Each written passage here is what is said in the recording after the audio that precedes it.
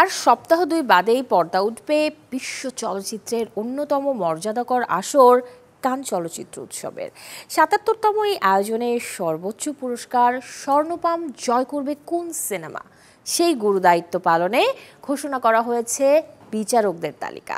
বারবির পরিচালক গ্রেটা গেরউইগের নেতৃত্বে ৯ সদস্য থাকবে বিচারিক কার্যক্রমে, যে তালিকায় আছেন আমেরিকান অভিনেত্রী লিলি গ্লাডস্টোন, ফরাসি অভিনেত্রী এভা গ্রিন, লেবানিজ পরিচালক ও চিত্রনাট্যকার নাদিন লাবাকি এবং তুর্কি চিত্রনাট্যকার ও আলোকচিত্রী এব্রু চেলান।